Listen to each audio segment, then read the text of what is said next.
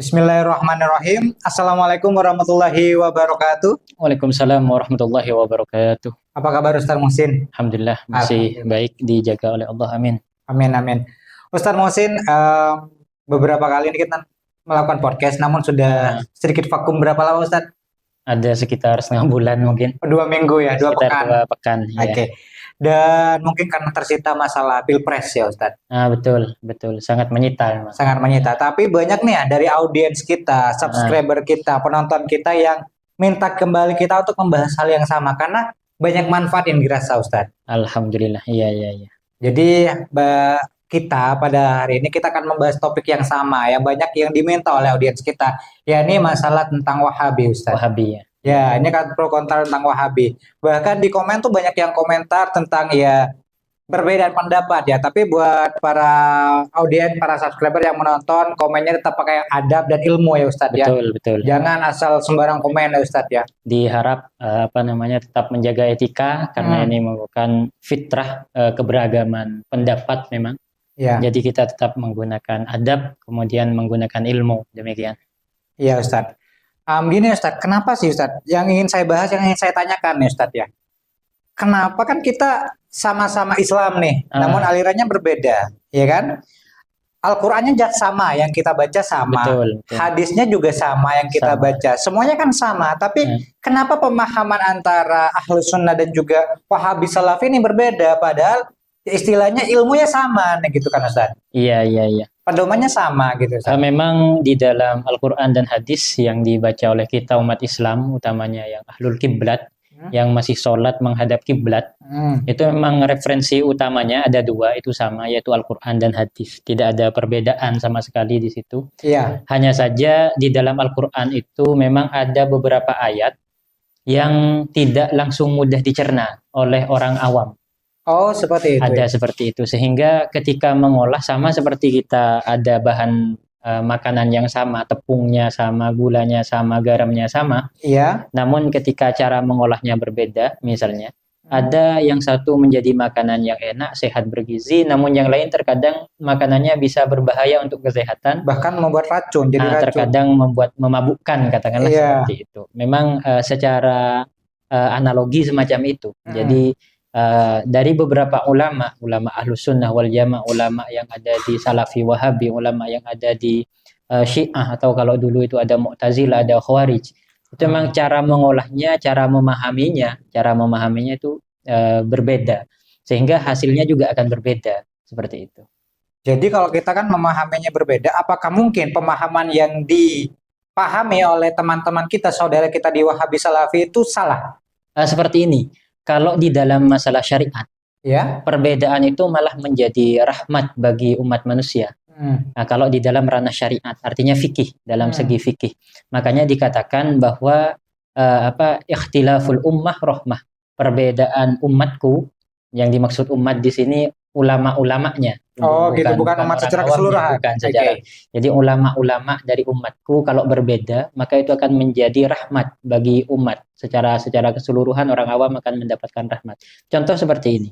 Ketika membaca Al-Qur'an yang sama, hadis yang sama antara Imamuna Asy-Syafi'i dengan Imam Maliki, Imam Ahmad bin Hambal, dan lain sebagainya. Kemudian diputuskan hukum yang berbeda. Maka apakah sama-sama benar? Dikatakan sama-sama benar, bisa diikuti semua.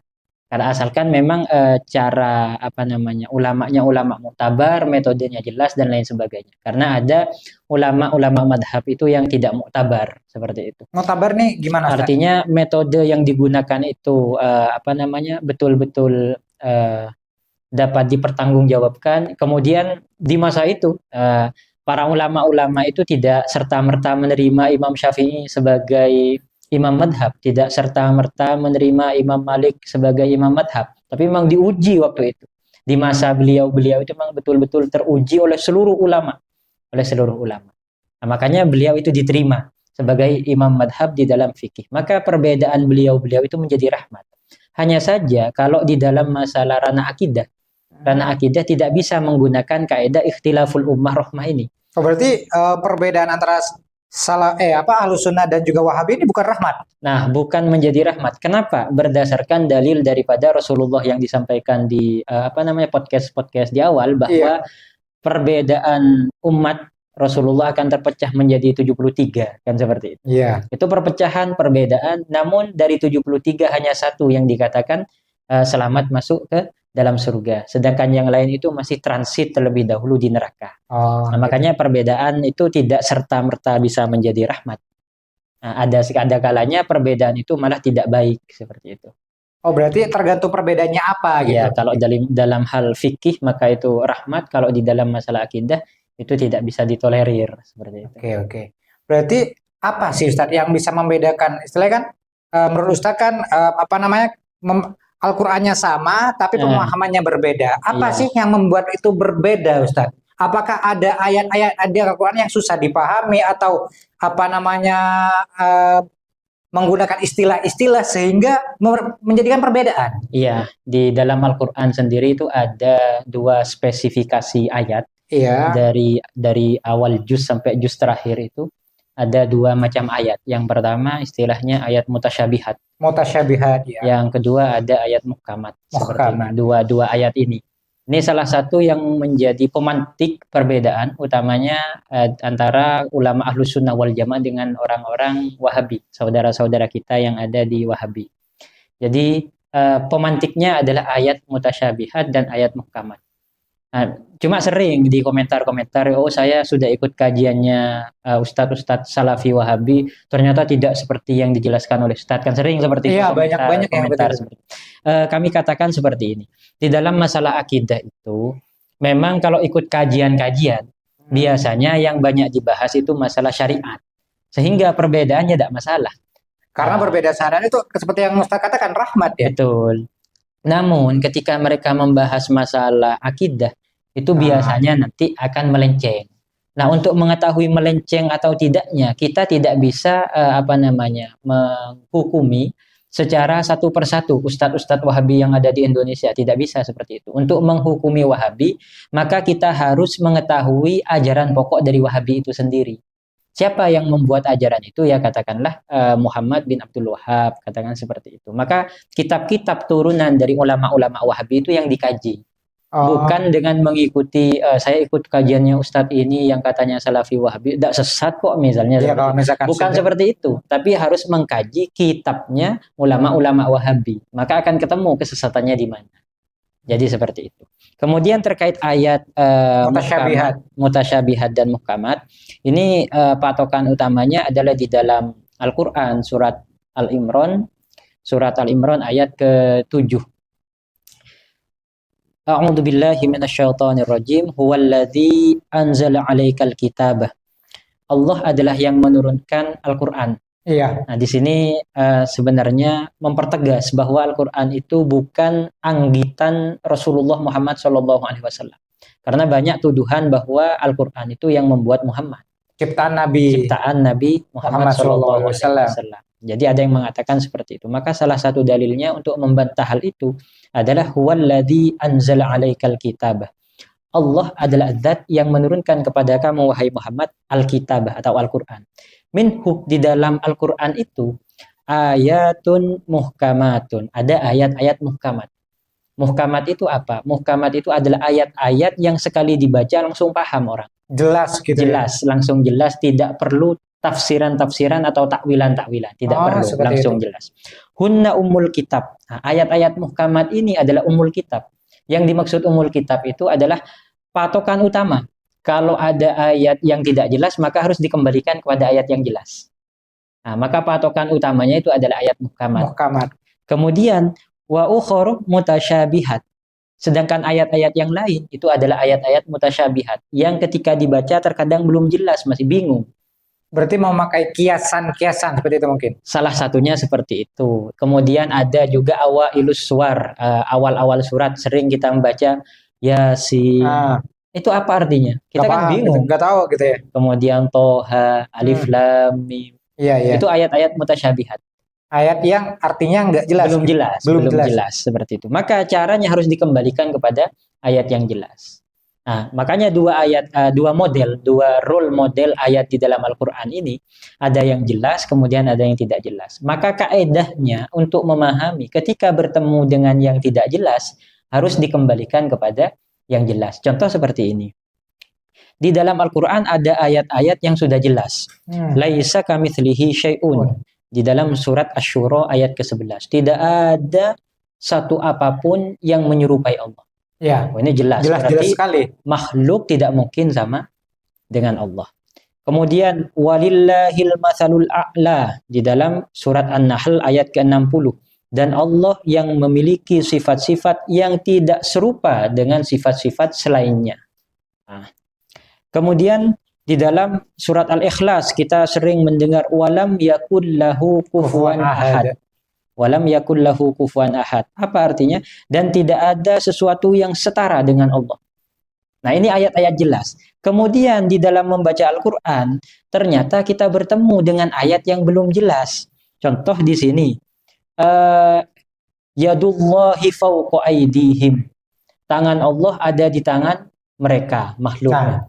Gimana tangan Allah ada di tangan makhluk? Ini kan tidak jelas. Belum jelas ya. Belum jelas. Ketika butuh ilmu khusus untuk memahami ini, makanya kan harus dikembalikan kepada ayat yang jelas. Di ayat-ayat sebelumnya dikatakan Allah pasti tidak sama dengan makhluk lainnya. Pasti tidak sama dalam sisi apapun. Iya. Nah, kok ternyata ada satu ayat mengatakan yadullahi fawqa aydihim. Tangan Allah ada di tangan mereka. Nah, gimana? Maka muncul kaedah.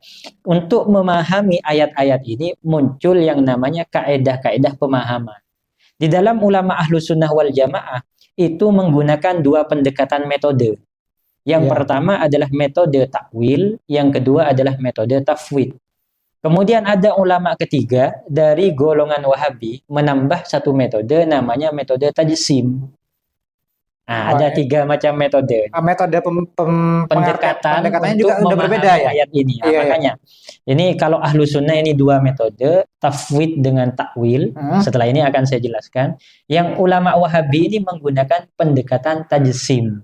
Dan tidak menggunakan yang dua ini. Tidak menggunakan yang dua ini. Nah, ini dari pemahaman, dari pendekatannya udah berbeda, Ustaz. Sudah berbeda. Makanya hasilnya juga akan berbeda. Seperti yang saya katakan tadi, meskipun bahan makanannya sama, pengolahan berbeda. Yang satu bisa sehat bergizi enak dimakan, yang satu bisa beracun. Nah, kan apakah mungkin Ahlus Sunnah wal Jamaah ini menjadi makanan yang sehat bergizi atau Wahabi yang beracun? Nah, makanya nanti kita coba dalami. Dari ketiga metode ini, saya jelaskan satu persatu. Ulama-ulama salaf, ulama-ulama kita Ahlus Sunnah wal Jamaah, generasi salaf, generasi dulu, dari zaman abad pertama sampai abad ketiga, menggunakan pendekatan tafwid. Tafwid itu fawwadoh yufawwiduh tafwidon, menyerahkan penuh kepada Allah yang Maha Tahu artinya. Kalau kata orang Madura itu pasrabungkol. Pasrabungkol sudah. Ketika ulama-ulama salaf itu ditanya, apa artinya yadullahi fawqa aydihim? Yadun itu kalau bahasa kita kan tangan kan. Tangan. Ainun mata yadun tangan kan seperti itu. Nah, ke ulama salaf itu mengatakan yadun itu apa? Yadun ya yadun. Artinya apa? Ya pasrahkan saja kepada Allah. Maka yadullah yadullah, yadnya Allah. Tangan itu Allah gitu. Tidak mengatakan tangan Allah, iyatnya Allah. Tetap menggunakan lafadz iyat itu. Iyatnya Allah ada di atas tangan-tangan manusia. Loh, apa iyat ini? Ya Allah yang Maha Tahu. Saya tidak tahu. Jadi seperti itu ya? Iya, ya Allah yang Maha Tahu. Saya tidak tahu. Yang jelas iyat itu tidak mungkin sama dengan tangannya makhluk. Oh, tangan yang dimaksud mungkin berbeda gitu. Yang jelas tidak sama dengan tangannya makhluk. Karena ayat yang sebelumnya, ayat yang utama itu tidak ada yang menyerupai kan? Ketika ditanya seperti apa? Tidak tahu. Saya pasrahkan kepada Allah. Nah, itu pendekatan yang pertama. Itu pendekatan pertama dilakukan oleh ulama-ulama generasi salaf. Kemudian kalau ulama-ulama kontemporer. Tapi kan tunggu sebentar, Ustaz. Mohon maaf saya potong, Ustaz. Itu kan masih tetap menimbulkan kebingungan, Ustaz. Kalau pendekatan yang pertama itu kan. Bukan kebingungan. Tidak tahu artinya. Iya. Tidak tahu artinya itu kan belum tentu bingung. Iya, gitu. Artinya ya sudah kita pasrahkan kepada Allah. Kita tidak perlu tahu artinya ini. Jadi seperti itu. Kita tidak perlu tahu mendalam artinya ini. Yang jelas iyatnya Allah tidak sama dengan tangannya makhluk.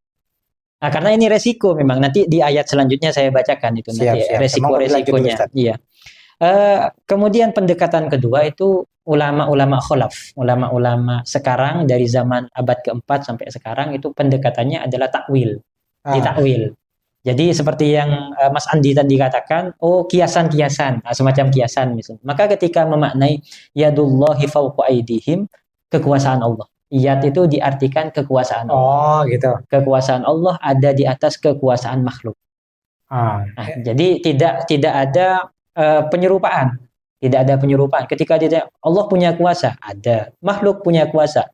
Secara ikhtiar kita punya kuasa kan. Iya. Secara ikhtiar kita bisa ngangkat tangan kita sendiri misalnya. Hmm, Namun secara hakikat tetap ini kekuasaan daripada Allah. benar. Artinya tidak sama kekuasaan Allah dengan Kekuasaan makhluk lain. Iya. Itu pendekatan kedua. Jadi pendekatan kedua ini memang lebih memudahkan kepada orang awam. Iya, karena kan sebagai awam saya untuk pendekatan pertama kan Bingung. masih Iya, masih bertanya. masih bertanya-tanya apa nih gitu. Arti dari ayat itu belum terjawab. Belum terjawab. Memang seperti itu. Ulama-ulama salaf itu tafwid langsung dipasrahkan kepada Allah. Artinya seperti apa? Itu pendekatan pertama dan kedua yang digunakan sama-sama digunakan oleh ulama Ahlus Sunnah wal Jamaah. Iya. Nah, sekarang memasuki yang pendekatan ketiga. Pendekatan ketiga ini adalah metode tajsim. Tajsim. Tajsim itu dari kata jisim. Hmm, Jisim itu artinya anggota tubuh. Iya. Maka ulama-ulama Wahabi mengatakan, yadullahi fawqa aydihim, tangan Allah ada di atas tangan-tangan makhluk. Tangan Allah ya seperti tangan manusia, cuma ukurannya lebih besar. Oh. Jadi seperti itu. Artinya Allah itu dikaitkan dengan dimensi waktu, dimensi ruang. Tapi bertentangan dengan muhtamad, ayat muhtamad, Ustaz. Pasti bertentangan dengan muhkamat. Karena Iya. yang namanya ayat-ayat muhkamat sudah jelas tidak ada Yang menyerupai. Allah Subhanahu wa taala. Allah itu maha qiyamuhu binafsihi, mandiri. Maha mandiri, tidak butuh dimensi tempat, tidak butuh dimensi waktu. Berarti pendekatan yang dilakukan Wahabi sesat dong. Artinya ulama-ulama kita Ahlus Sunnah wal Jamaah sepakat mengatakan orang yang punya pemikiran tajsim, yaitu mengatakan Allah punya anggota tubuh. Iya. Allah punya mata, Allah punya tangan, Allah punya kaki seperti manusia. Nah, ini akan nanti merembet. Tajsim ini kata ulama sebenarnya menganut dari pemahaman-pemahaman Yahudi. Kalau kita lihat Tuhan-Tuhannya orang Yahudi itu digambarkan sebagai manusia, laki-laki, kekar, punya sayap. Nah, artinya itu metode tajsim. Termasuk di dalam agama Nasrani. Itu kan menggambarkan Yesus ada berupa Nabi Isa, ada jasadnya seperti itu. Bahkan ada orang yang katanya mirip Yesus. Kan? Nah, seperti itu. Maka itu akan menjadi di dalam akidah itu mengotori terhadap akidah yang memurnikan Allah Subhanahu wa taala sebagai Tuhan yang Maha Esa, Maha Suci, Maha tidak sama dengan apapun. Nah, maka itu tiga pendekatan yang ada di dalam khazanah keilmuan agama Islam. Sampai saat ini yang saya ketahui seperti itu pendekatannya.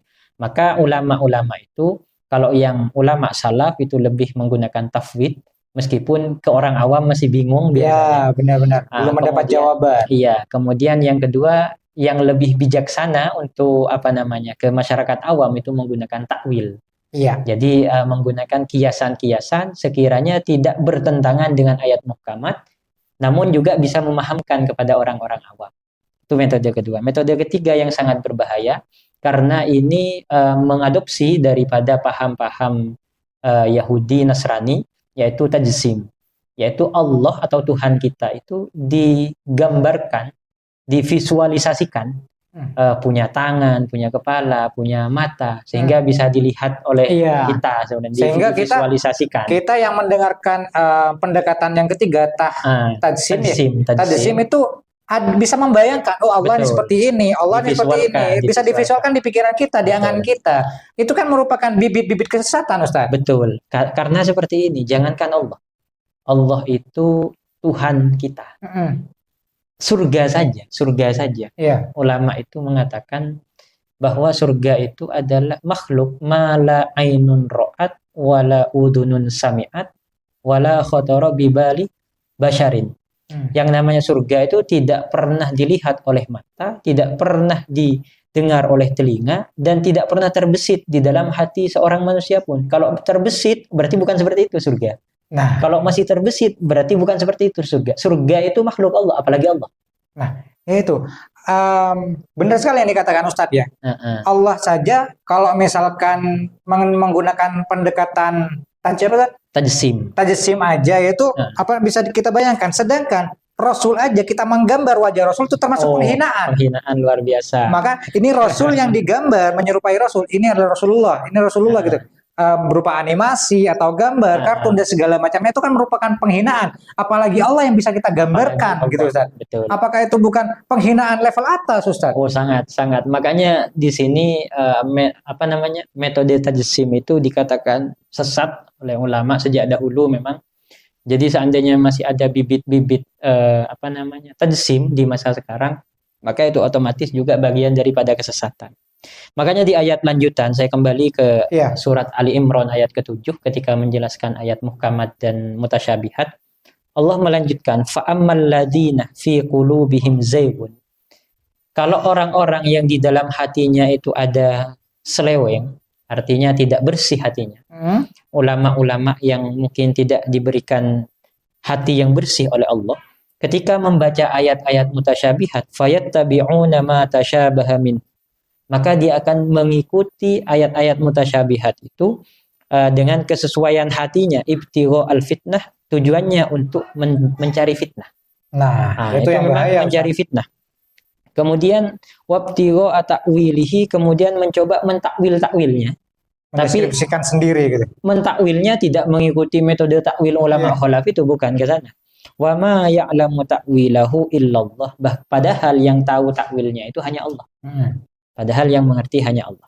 Makanya di dalam ayat mutasyabihat ini Allah sudah mewanti-wanti bahwa orang-orang yang kotor hatinya itu akan mengikuti hawa nafsunya untuk mentakwil-takwil, menafsiri-menafsiri, mengikuti hawa nafsunya, menjelaskan ayat-ayat mutasyabihat itu.